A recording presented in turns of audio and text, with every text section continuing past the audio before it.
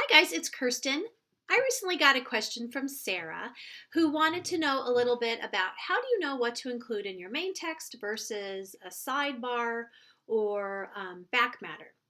So part of the complication is when you're telling a story, a picture book story, you have limited word count and you need to write for your audience, which often is very young readers. So you can't go into a lot of detail. So what a lot of authors do is they try to provide additional details either as another layer within the text or in the back matter. So I thought we could look at a couple of different ways that authors handle this, and that might give you some ideas for what you need to do with your book. So this is an older book that I really love. It's called Older Than the Stars by Karen Fox. It's a book about the formation of the universe, and she tells it using, this is the house that Jack built, that cumulative structure. So this is a Charles Bridge book, but she says, this is the bang when the world began. That's her first spread. Her second spread said, these are the bits that were born in the bang where the world began. So she's using, that's the top level of text. So the youngest readers might only read that level of text. But what she's also done is on each spread, she's included a second layer of text that has a lot more detail. And so that can be read by older readers. And because she's done that on each and every spread, it makes sense that she wants to include that second layer of text on each spread versus putting it in the back of the book where you'd have to refer back and forth. So that was, I think, a good choice on her part. In a book like Plants Can't Sit Still by Rebecca Hirsch, she's also used this sort of lyrical approach to telling kids about how plants spread their seeds. She says, plants don't have feet or fins or wings, yet they can move in many ways. Look closely and you'll discover that plants can't sit still. So what she's done is she goes through spread by spread and tells you the different ways that plants spread their seeds. And then when you get to the back, in the back matter, she tells you more about each of the plants on the different spreads. So the first spread featured the sunflower, and we have this picture of a sunflower as a visual cue to remind us of the sunflower in the first spread, and then she tells us a little bit more about the sunflower. But this is new information, it's different information, and it's nice to have, it's not really necessary to have, so she's chosen to include it as back matter. And you'll see this approach a lot of times with books that feature animals. You might read the whole story and then go to the back of the book to learn more about specific animals. That happens quite a bit in Steve Jenkins' books. So then when it comes to history and biography, a lot of times we can only tell a slice of a person's life story, so a short period of time. We have limited word count.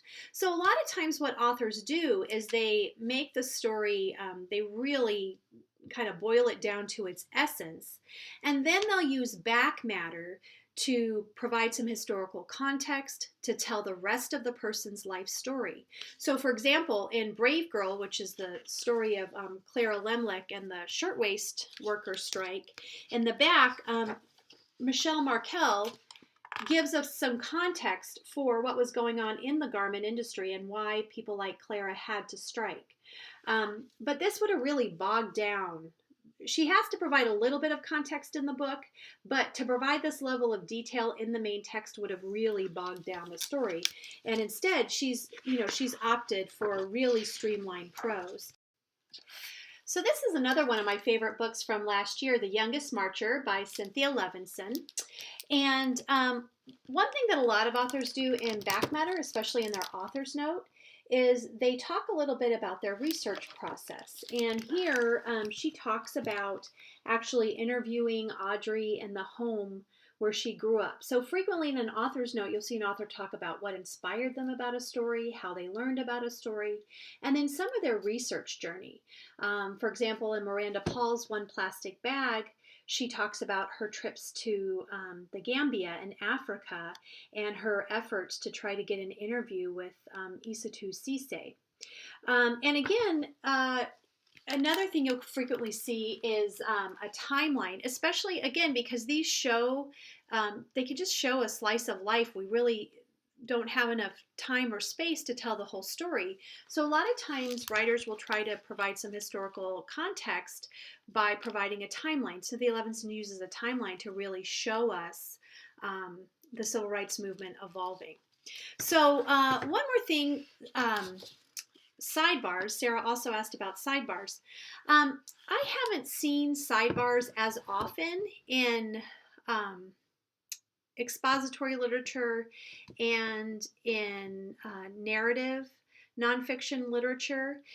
You see them a lot more in sort of the active nonfiction books, kind of like the National Geographic type of books, and in more traditional nonfiction. This is a book that I wrote about special ops.